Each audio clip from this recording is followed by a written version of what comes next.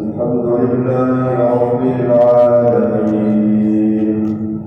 الرحمن الرحيم مالك يوم الدين إياك نعبد وإياك نستعين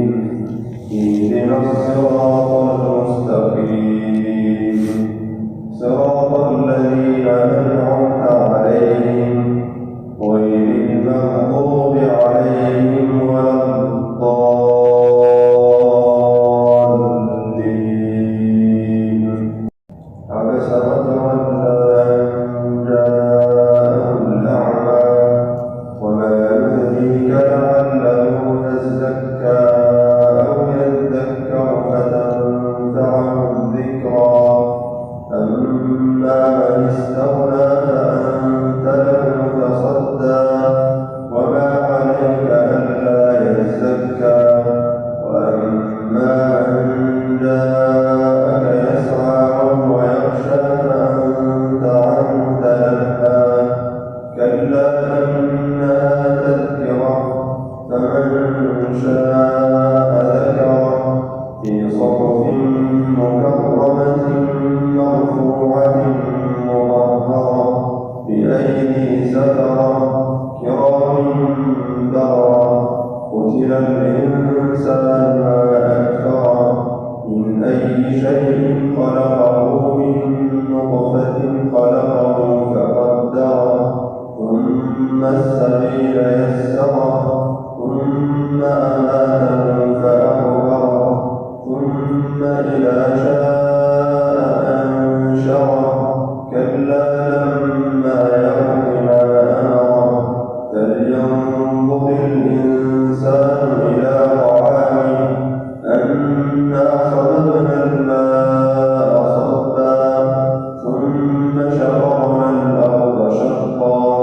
فأنبتنا فيها حبا وعنبا وقضبا وزيتونا ونخلا وحدائق غلبا وفاكهة وأبا متاعا لكم ولأنعامكم فإذا جاءت الصاخة يوم يفر المرء من أخيه وأمه وأبيه وصاحبته وبنيه لكل امرئ منهم يومئذ شأن يغنيه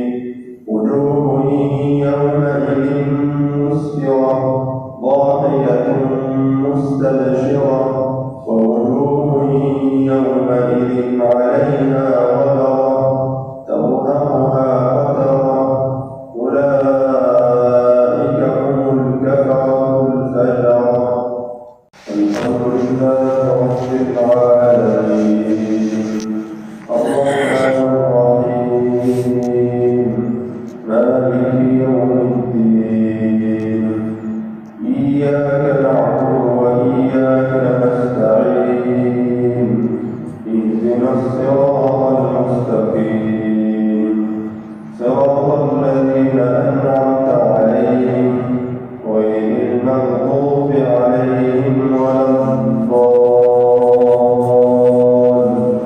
الضالين هل أتاك حديث الغاشية وجوه يومئذ خاشعة عاملة ناصبة تصلى نارا حامية تسقى من عين آنية ليس لهم طعام إلا من ضريع لا يسمن ولا يغني من جوع وجوه يومئذ ناعمة لسعيها راضية في جنة عالية لا تسمع فيها لاغية فيها عين جارية فيها سرر مرفوعة وأكواب موضوعة ونمارق مصفوفة وزرابي مبثوثة أفلا ينظرون إلى الإبل كيف خلقت وإلى وإلى السماء كيف رفعت وإلى الجبال كيف نصبت وإلى الأرض كيف سطحت فذكر إنما أنت مذكر لست عليهم بمسيطر إلا من تولى وكفر فيعذبه الله العذاب الأكبر إن إلينا إيابهم ثم إن علينا حسابهم.